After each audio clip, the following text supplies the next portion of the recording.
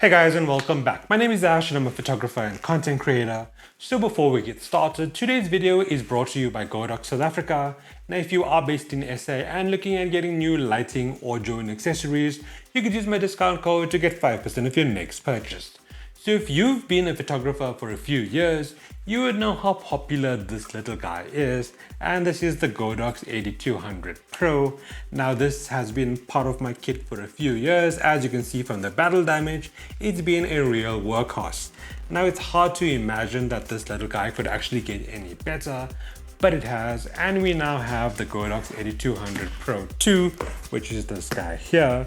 So let's open this up and see what we have here.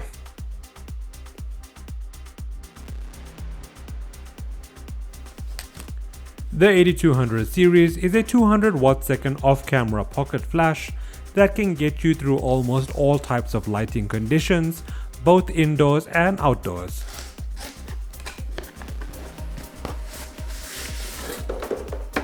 It comes in this high-quality branded carry case, which is just like the AD200 Pro.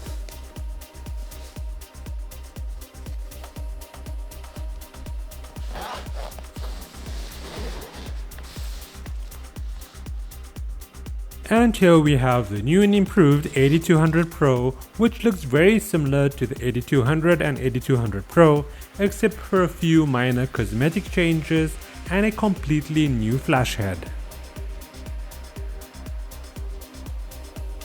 And this is the H200J2 bare bulb flash head. Now both the speedlight flash head and the bare bulb flash head come with a bi-color LED modeling lamp that are adjustable from 2800 to 6000 Kelvin. We still get a WB29 battery, except this is the WB29B, which allows for a much faster recycle time. We now have a slimline charger that works with a Type-C cable. You can now charge your battery at home or on the move with a PD power bank.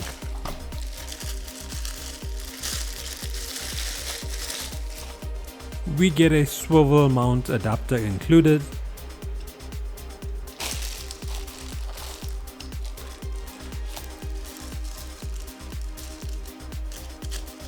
The bare bulb flash tube.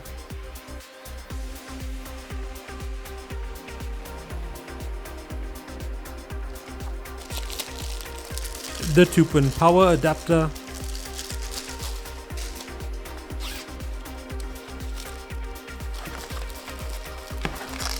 And a Type-C charging cable.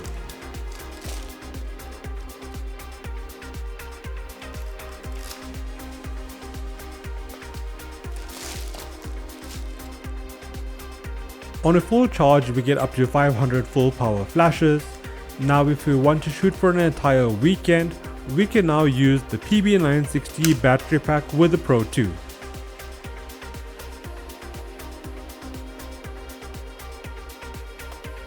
The AD200 Pro II now has a glass TFT back screen. Now while it is not touchscreen due to its small size, it is extremely easy to navigate through the menu and change settings. To change the flash heads, you just slide back the lock mechanism and then remove the existing flash head. Now the flash head just slides and locks into place. The bare bulb has a red marking that identifies how to insert the bulb. Once it is fully inside, you can tighten the bulb on the side so that it won't fall off while moving around.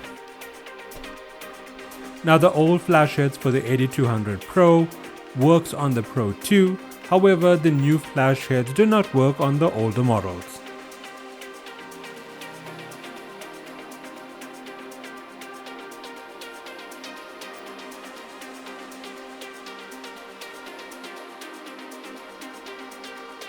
You can mount the AD200 Pro II onto a light stand using the Godox S2 speedlight bracket for Bowen's mount softboxes, or you can mount it using the swivel adapter provided.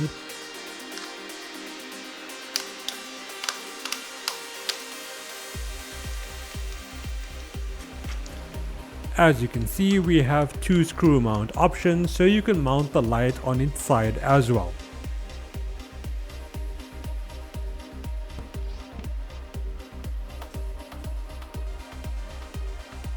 Comparing the Pro II with the AD200 Pro, you can see that they are almost identical. The change to the flash head was to allow for better heat control. The older versions used to slow down recycle time as a safety precaution, whereas the Pro II keeps you firing at full power for much longer.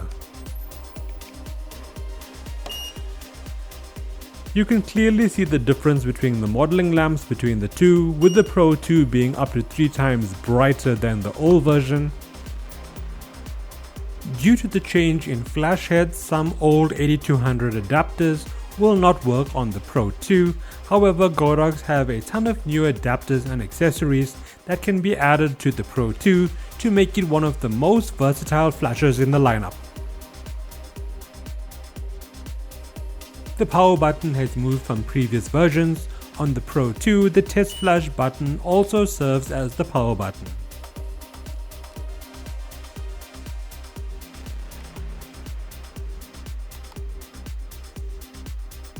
If you're using the new X3 trigger, you can pair the devices using the wireless sync option. If you're using older triggers, you can change the channel from the menu.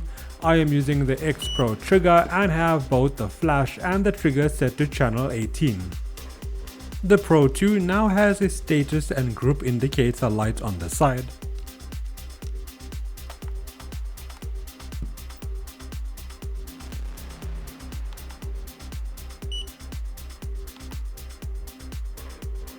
Most of the settings on the device can be changed directly from the flash trigger as well.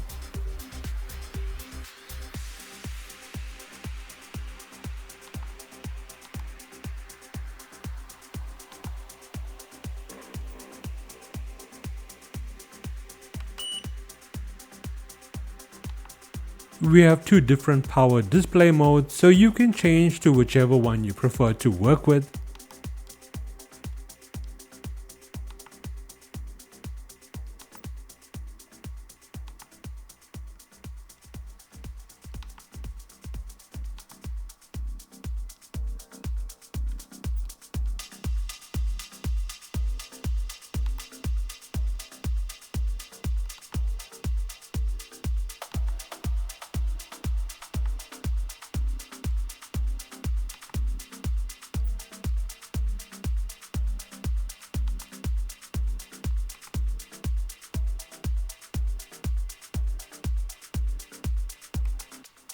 We get 3 main modes, being manual, multi, and TTL.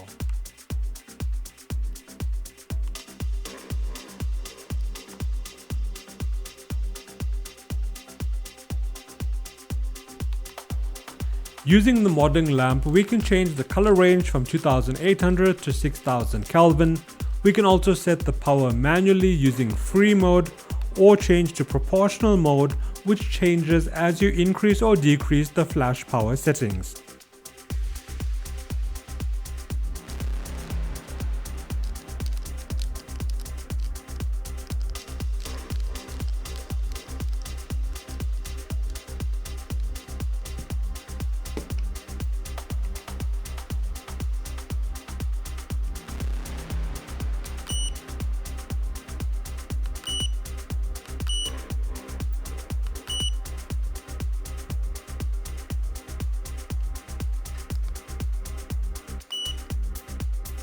And that brings about a quick end to this video. If you have any questions, drop them in the comments below.